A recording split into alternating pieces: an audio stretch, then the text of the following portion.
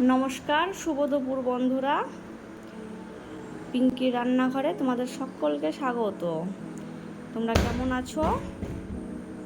আজকে আমি রান্না করব গাটি কচু দিয়ে ইলিশ মাছের ঝোল। এখানে আমি নিয়ে নিয়েছি গাটি কচু, এটা সেদ্ধ করে খোসা ছাড়িয়ে রাখা আছে। এখানে রয়েছে ইলিশ মাছ।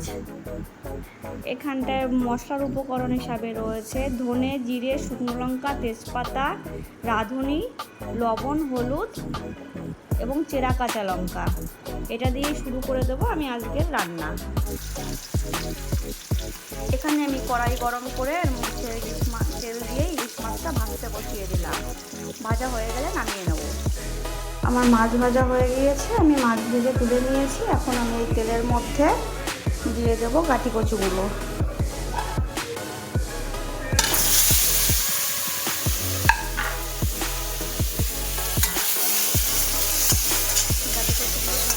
কড়াইয়ের মধ্যে দিয়ে আমি খুন্তি দিয়ে একটু ভেঙে ভেঙে দেবো।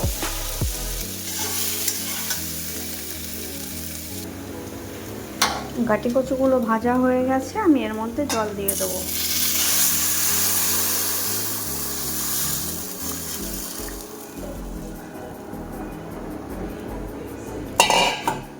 জল দিয়ে দিলাম।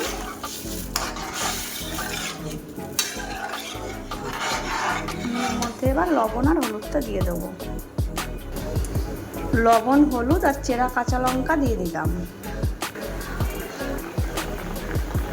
আমার ঝোলে জাল উঠে গেছে, এবার আমি এর মধ্যে ভেজে রাখা মাছগুলো দিয়ে দেবো।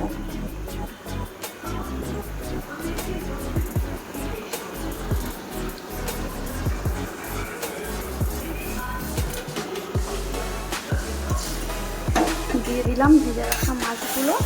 এবার এটা ফুটে উঠলে আমি ফোড়ন দিয়ে দেবো। আর এই ফুটে উঠেছে, আমি এবার এটা নামিয়ে ফোড়ন দেবো। কড়া গরম হয়ে গেছে, আমি এর মধ্যে অল্প করে একটু তেল দিলাম। আমি তেলের মধ্যে এবার জিরে, তেজপাতা, শুকনো লঙ্কা আর ধনেটা ভেজে তুলে নেব। আমি জিরে, তেজপাতা, ধনে তুলে রেখেছি ভেজে এখানটায়। এবার রাঁধুনিটা ফোড়ন দিয়ে দিলাম আমি এর মধ্যে। ফোড়ন দিয়ে রাঁধুনিটা ভাজা ভাজা হবে, তখন আমি দিয়ে দেব তরকারিটা।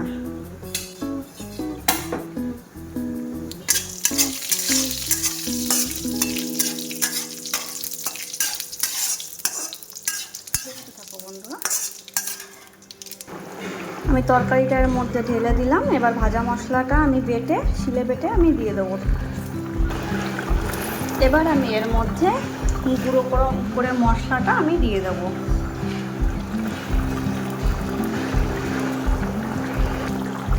রেডি হয়ে গেল আমার গাটি কচু দিয়ে ইলিশ মাছের ঝোল।